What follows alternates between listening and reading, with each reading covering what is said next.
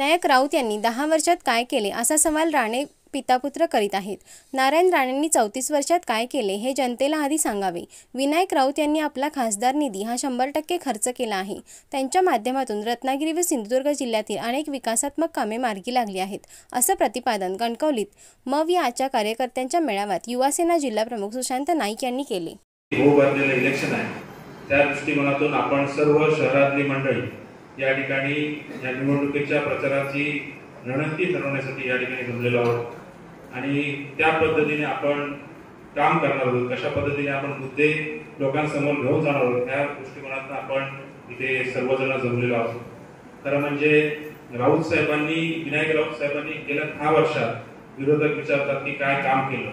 खरं म्हणजे मी या शहरातीलच काम सांगेन, बांकरवाडीतली ती मंडळी इथे बसलेली असतील, कदाचित रेल्वेचा पूल जो झाला बांकरवाडी वासियांसाठी तो खासदार विनायक राऊतांनी केला, म्हणजे लोकल काम असेल आणि केंद्र शासनातलंच हे काम होतं।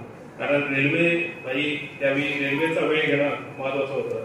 रेल्वे जवळजवळ आम्ही रेल्वेचं वेळापत्रक 2 तासांनी ठप्प होणार होतं आणि बांकरवाडी वासियांना ते पूल करून देणं खूप गरजेचं होतं आणि त्यावेळेसाठी खासदार विनायक राऊत यांनी केंद्रामधली ताकद लावून त्यावेळी 2 तासासाठी वेळापत्रक बदलून घेतलं होतं आणि ते पूल ऑकलँडमध्ये लावून जवळजवळ 2 ते 3 तासात आम्ही पूर्ण केलं होतं आणि तो बांकरवाडीवरती असेल म्हणजे दत्त मंदिर आणि बांकरवाडी हे त्या ठिकाणचा एक मार्ग तयार केला गेला होता आणि असं हे काम खासदार विनायक राऊत यांच्या माध्यमातून शहरवासियांसाठी पूर्ण झालं। तसंच मुंबई गोवा हायवेचं काम असेल ते पण पूर्ण झालेलं आहे। तसंच केंद्र शासनातली 950 कोटीचं तुम्हाला सरकारी मेडिकल कॉलेज आपल्याला उद्धव साहेबांच्या काळात पूर्ण झालेलं आहे। तुम्हाला माहिती असेल की चिपी विमानतळ असेल, म्हणजे अशी अनेक कामं केंद्र शासनाच्या माध्यमातून जेवढे काही पाठपुरावे खासदारांच्या माध्यमातून झालेले होते ते कामं आपण पूर्ण केलेली आहेत। पण विरोधक ह्याच गोष्टीचा भाव करतात की खासदार साहेबांनी 10 वर्षामध्ये केलं नाही, केलं काय। खरं म्हणजे आता 13व्या यादीनंतर, भाजपच्या 13व्या यादीनंतर केंद्रीय मिनिस्टर नारायण राणे यांना आज तिकीट डिक्लेअर झालेलं आहे आणि आजच त्यांचा फॉर्म भरलेला आहे। अशा अवस्थेमध्ये म्हणजे ज्या विनायक राऊत यांचे निष्ठावंत पहिल्या यादीत डिक्लेअर झालं आपलं राऊत साहेबांचं तिकीट, तशाच 13व्या यादीसाठी तात्काळ ठेवलं गेलं नारायण राणे यांना आणि ह्याची पात्रता म्हणजे नारायण राणेंची पात्रता काय, खरं म्हणजे वैभव नाईक यांनी कालच प्रेस घेतली होती। खरोखरच त्यांची पात्रता 13व्या यादीपर्यंत जाण्याएवढी होती हे मला इथून सांगायचं आहे। खरं म्हणजे 10 वर्षाचा ज्यावेळी विरोधक किंवा नारायण राणे विनायक राऊत साहेबांना विचारतात त्यावेळी त्यांनी सुद्धा गेल्या 1990 पासून आतापर्यंत म्हणजे 32 वर्षाचा हिशोब देणं सुद्धा खूप गरजेचं आहे। गेल्या 32 वर्षामध्ये ह्या सिंधुदुर्ग वासियांनी नारायण राणेच्या कुटुंबियांना कोणाला तरी आमदार, कोणाला तरी खासदार, कोणाला तरी त्यांना स्वतःला केंद्रीय मिनिस्टर असतील, मुख्यमंत्री असेल, मिनिस्टर असेल, त्यांच्या मुलाला दुसऱ्या मुलाला खासदार असेल, इथला मुलगा आता आमदार आहे, अशा सर्व पदं भूषवली गेली। लोकांनी त्यांच्यावरती प्रेम दाखवलं, पण 32 वर्षात त्यांनी काय केलं हा प्रश्न खरा म्हणजे आपण त्यांना विचारला पाहिजे। स्वतःचं मेडिकल कॉलेज काढणं, स्वतःचं इंजिनिअरिंग कॉलेज काढणं, एवढंच काम त्यांनी स्वतःचं हॉटेल काढणं, स्वतःचे पंप काढणं, एवढंच काम त्यांनी केलेलं आहे। पण सर्वसामान्यांसाठी जे काम केलं विनायक राऊत साहेबांनी की सरकारी मेडिकल कॉलेज का काढू शकले नाही आतापर्यंत, कारण 32 वर्ष त्यांच्या हातात सत्ता होती। कालच त्यांचं मी स्टेटमेंट ऐकलंय की दोडामार्गमध्ये त्यांनी स्टेटमेंट दिलं की मी 500 कारखाने काढणार। 32 वर्षात एक कारखाना काढू शकले नाही ते 500 कारखाने काय काढणार, हा सवाल तर म्हणजे आपण सर्वांनी जाऊन विचारला पाहिजे।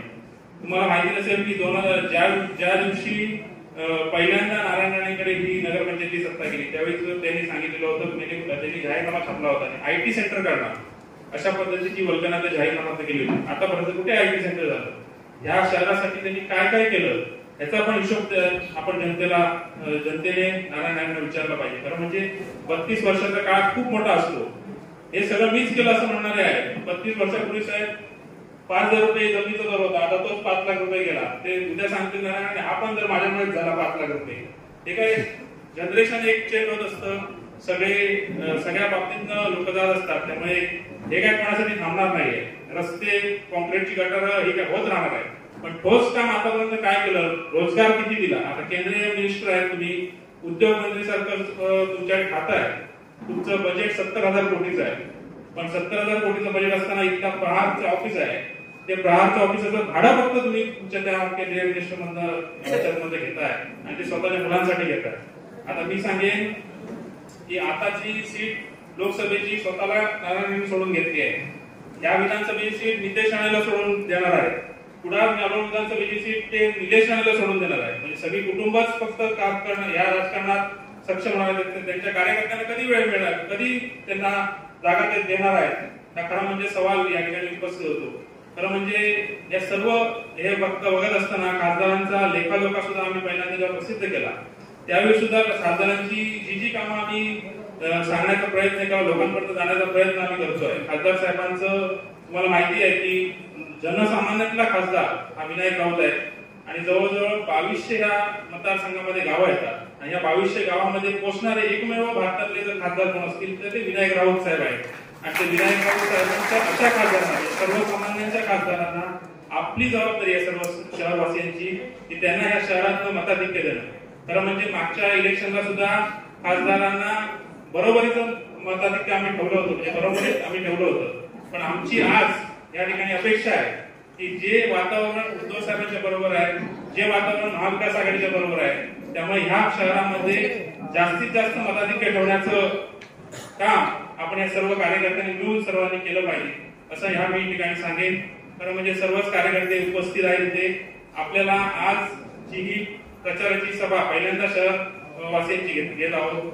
यानंतर उद्या सकाळी आपण सर्वच कार्यकर्त्यांनी आवाहन करेल. उद्या सकाळी आपण स्वयंभू मंदिर येथे 10 वाजता आपण प्रचाराचा शहराचा शुभारंभ करणार आहोत. सर्व नेते मंडळी इथे आहेत, वेगवेगळे साथ पण इथे आहेत आणि सर्वांनाच मी विनंती करेन की स्वयंभू मंदिर या ठिकाणी सर्वांनी आपण जमून त्या कणकवली शहराचा शुभारंभ कणकवली शहर आणि कणकवली भाचनबाबांच्या देवळामध्ये करून आपण करायचं आहे असं या ठिकाणी सांगतो. या ठिकाणी आमचे नेते संदेशभाई पाटकर आणि अतुलजी रावराणे